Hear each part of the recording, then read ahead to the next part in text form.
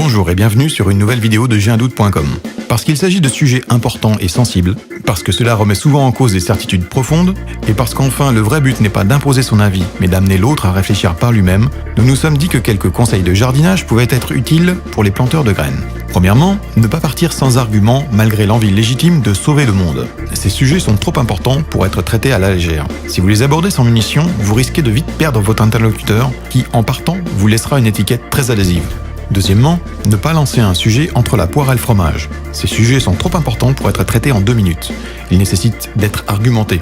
Mieux vaut laisser passer une occasion que l'on sait trop courte, plutôt que de ne pas avoir le temps d'argumenter ses propos.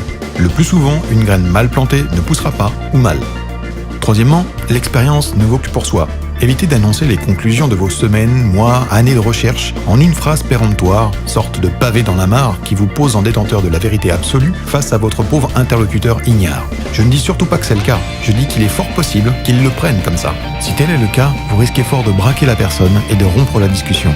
Le but n'est donc pas d'étaler sa science, mais de planter la graine du doute. Quatrièmement, étayez vos propos. Appuyez-vous sur la crédibilité d'autres personnes reconnues et difficilement attaquables. Imaginez un pont ou encore une mine que vous construiriez sans étayer au fur et à mesure. Sans appui fiable et compréhensible, votre argumentaire ne tient que sur la crédibilité que vous accorde votre interlocuteur sur le sujet abordé. Le hic, c'est que beaucoup de domaines sont liés par le même problème de rentabilité, avidité, et il est donc courant de faire des rapprochements entre la finance, la politique, les guerres par exemple. Or, personne ne peut à la fois être expert en économie, en politique, journalisme, sciences, neurologie, etc. et donc être crédible partout à la fois, ceci même si la thèse avancée tient la route. D'où l'obligation dans un premier temps de bien se documenter pour pouvoir ensuite poser les jalons et sourcer ses arguments en avançant dans son exposé. Cinquièmement, évitez les étiquettes. Voilà une chose difficile, voire impossible. La famille et les amis vous ayant déjà étiqueté, le tout étant de prendre en compte ce qui est inscrit sur cette dite étiquette. Le copain comique, avec qui il est impossible d'avoir une discussion sérieuse. Le jeune insolent, étiquette généralement collée par les personnes plus âgées ou qui s'estiment d'un statut supérieur. Le vieux aigri, étiquette généralement collée par les personnes plus jeunes et naïves. L'alarmiste parano, constamment paniqué, voyant le mal partout et parlant avec une bande-son. I'm the weirdo because I'm sitting in the tree going, you know what it's like to go to sleep every night knowing you work for a bunch of psychotic killers and you bastards are probably going to end up killing me one day. You know what it's like knowing you've ruined my life. You know what it's like, you sons of bitches. I'm tired of your trick.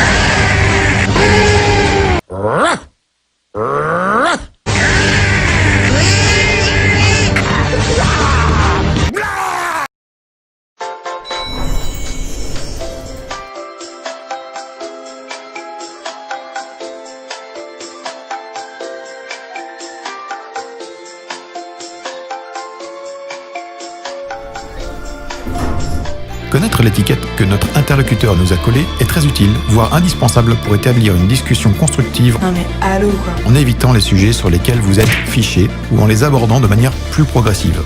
Pensez à Aikido. Lorsque l'on se trouve en territoire mainstream, pensée unique, l'argumentation des sujets pilules rouges peut vite se trouver comparable à un sport de combat. Plutôt que de vous engager dans un combat de boxe des égos, j'ai raison, tu as tort, combat frontal et très souvent stérile qui ne fait pas avancer le schmilblick, focalisez-vous sur le but, amenez votre interlocuteur à réfléchir honnêtement sur vos arguments. Inspirez-vous donc de l'aïkido. Tout comme le judo, cet art martial se sert de la force de l'adversaire. Explication. De par vos recherches, il est probable que vous connaissiez plus de choses sur le sujet que vous abordez que votre opposant, qui lui pense aussi savoir. Et si de votre côté, vous faites en sorte d'amorcer et de maintenir une discussion constructive, il est possible qu'en face, on veuille vous imposer un point de vue de force. Là, vos recherches vous serviront, car vous savez déjà quels pseudo-arguments, idées reçues vous seront opposés et vous aurez déjà les réponses. Faites donc preuve d'un tout petit peu de patience et laissez votre interlocuteur tisser son propre piège. Vous savez déjà où placer les charges. Attention, les arts martiaux imposent aussi un respect de l'adversaire. On ne se moque pas de lui quand on marque un point. Le but est de progresser, donc dans le cas présent de maintenir une discussion constructive. Cette retenue est difficile mais nécessaire pour analyser à froid les faits. L'emportement de la colère nous pose des œillères, et personne n'aurait l'idée de faire un puzzle à X 1000 pièces avec des œillères. Pour un simple puzzle, on se rend vite compte qu'une vision panoramique est indispensable. Pourquoi donc autant de précautions oratoires ? Petit a, pour éviter la critique ad hominem. Kesako, il s'agit de l'arme favorite des personnes ne souhaitant pas affronter un argument. Elle critique celui qui l'énonce. Procédé lâche, mais malheureusement efficace. Vous n'êtes pas économiste, donc vous n'y connaissez rien. Repensez à cette phrase de Gandhi. D'abord, ils vous ignorent, puis ils vous raillent, ensuite ils vous combattent, et enfin vous gagnez. La critique ad hominem est donc la phase 2. Ridiculiser, diaboliser pour décrédibiliser. Petit b, pour éviter le point Godwin. Moment symbolique où la discussion devient impossible car votre interlocuteur, par un tas de pseudo-arguments de mauvaise foi et des reçus enchaînés et souvent tirés par les cheveux, vous explique que votre position est comparable à celle des nazis, donc indéfendable. Sous-entendu, pliez les gaules et rentrez chez vous vous flageller. Et enfin, petit c, parce qu'une graine ne pousse pas en tirant dessus. Il faut l'arroser, ni trop peu, et laisser germer. L'essentiel est de maintenir la discussion. Donc, bien garder en tête les quelques points énoncés ici. Dernier point, n'oubliez pas que ce que l'on dit peut déstabiliser, voire totalement bouleverser la vie d'une personne. Partant de là, on pourrait honnêtement se poser la question de « Est-il par exemple vraiment utile de stresser ou peiner votre grand-mère avec une réalité qu'elle n'aura pas le temps de changer ?» Elle, qui aura peut-être vécu des années dures, s'imagine probablement qu'aujourd'hui, tout cela est fini pour ses petits-enfants et baigne dans une douce pilule bleue, servie à point avec un brin de persil tous les jours à la grand-messe du 13 et 20 heures. Il n'y a pas de réponse unique, et c'est à chacun de juger. Avant de clore cette vidéo, nous tenions à vous adresser un merci commun pour votre soutien et votre fidélité. Grâce à vous, nous sommes à présent à plus de 10 000 abonnés Facebook et nous avons atteint les 1500 visites par jour sur le site. Un nombre en constante progression et qui ne se limite pas qu'à J'ai un doute. Prenons le temps d'aller vite, faisons les choses bien, évitons que l'histoire ne se répète une énième fois. Le monde est sur le point de changer, il ne nous reste que le choix de le subir ou d'en être les protagonistes.